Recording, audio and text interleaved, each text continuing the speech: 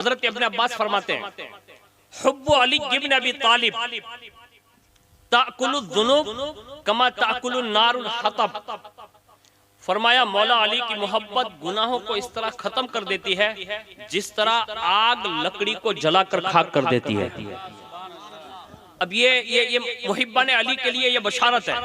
अब मैंने जब इस किताब में पढ़ा ना कि हुजूर मौलाए कायनात रज़ी अल्लाह ताला अन्हु की मोहब्बत में सच्चा और पुख्ता लोग कौन है, तो आपको सुनकर शायद हैरत होगी कि ये मुहिब्बान अली की पहचान भी बाकायदा मौलाए कायनात के मुहिब्बिन ने इसको बयान कर दिया।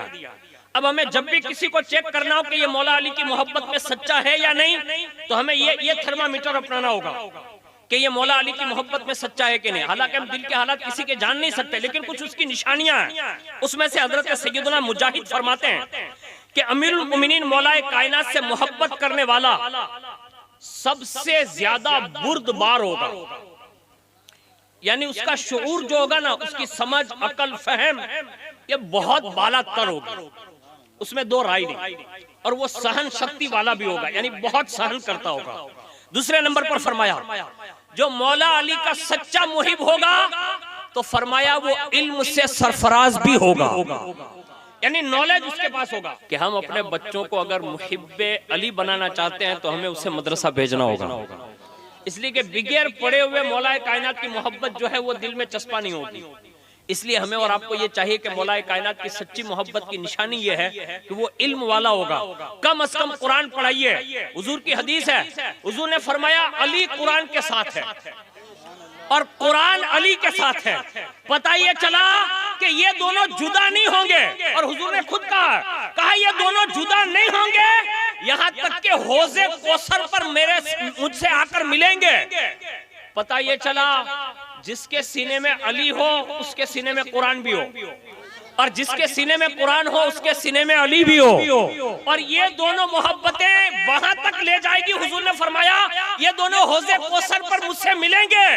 पता ये चला जो मुहिब्बे अली भी होगा, मुहिब्बे कुरान भी होगा, वो तन्हा नहीं जाएगा बल्कि मौला अली की मायत में वहां तक जाएगा। दूसरी निशानी बता देता हूँ, जो भी हुजूर की अहले बैत से मोहब्बत करते हैं उनकी कुछ निशानियां।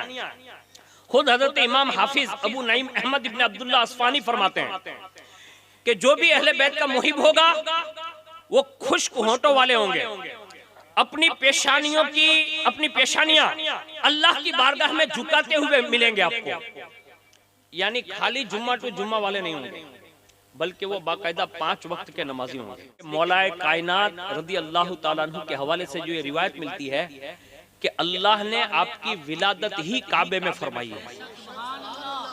ये इस बात की निशानी है कि मौलाए कायनात काबे में आते ही दुनिया को ये पैगाम दे रहे हैं कि आ रहा हूं तो अल्लाह के घर से आ रहा हूं, यानी ये है। और एक साहबी रसूल और है जिनकी विलादत भी काबे में हुई है, यानी पता ये चला अहले बैत और सहाबा ये पैगाम दे रहे हैं कि हम दोनों जो काबे में तवल्लुद हुए हैं लोगों को ये बता रहे हैं कि हमारी विलादतें लोगों को खुदा के घर का पता बता रही है।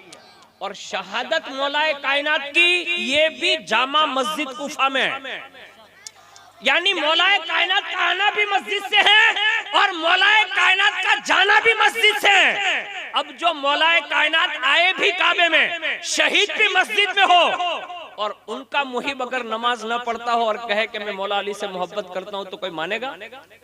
मुश्किल है। दावे के लिए दलील भी तो चाहिए ना। तो एक बात ये बयान की उन्होंने। दूसरी बात सुनिए, जो मौला अली से मोहब्बत करता होगा ना उसको हमेशा मौत का ख्याल ज्यादा रहेगा। हमें और आपको सहम जाना चाहिए, ये हमारे लिए इबरत है। और ये मौलाए कायनात की मोहब्बतों की निशानियों में से है कि हमें डर जाना चाहिए कि ये तो अल्लाह का करम है, इन सैयदों की बरकतें, इनके कदमों की बरकतें कि हम पर अजाब नहीं आते। वरना आज हमारे और आपके हालात कैसे हैं वो हम और आप सब जानते हैं। मैं आपके गांव पर कोई टिप्पणी करना नहीं चाहता, मैं बहुत ही उसने जन के साथ आपके सामने हाजिर हूँ, लेकिन मैं निशानियां बता रहा हूँ इसलिए वजाहत कर रहा हूँ। मौत को याद रखिए, जब भी कुछ खोटा करना हो ना तो सबसे पहले सोच लेना चाहिए कि सेठ खोटो करता पहला विचार जो तमे पण मरीने अल्लाह ने तुम्हारे पण जवाब देवानो है, यानी ये सोच आ जानी चाहिए मौला कायनात की मोहब्बत में। आगे सुनिए, फरमाते हैं दुनियादार जालिमों और मालदारों से वो किनारा कश हो जाता है, यानी फिर वो जालिमों का सपोर्ट नहीं करता, दुनियादारों का सपोर्ट नहीं करता। ये वो लोग हैं जिन्होंने दुनिया की लज्जतों, आसाइशों, शोहवतों, अनवाओ अक़साम, लजीज से लजीज तर खानों, इनको सबको तर्क करके रसूलों, वलियों और सिद्दीकीन की राहों को अपना लिया होता है, और फिर वो फना और जवाल पजीर होने वाली दुनिया को छोड़कर हमेशा रहने वाली आखिरत की तरफ वो रागिब हो जाते हैं। और जब ये इस बात पर आमादा हो जाते हैं तो फिर अल्लाह उन पर अपने इनामात की बारिशें फरमाता है। ये मैंने चंद निशानियां मौलाए कायनात की मोहब्बत के हवाले से इस हदीस के ज़िम्न में अर्ज कर दी कि मौलाए कायनात की मोहब्बत जो गुनाहों को मिटा देती है ना, उसका मतलब यही है कि जो मौला अली से मोहब्बत करता होगा वो गुनाह की तरफ नहीं बढ़ेगा, बल्कि अली की मोहब्बत उसे गुनाहों से बचा लेगी।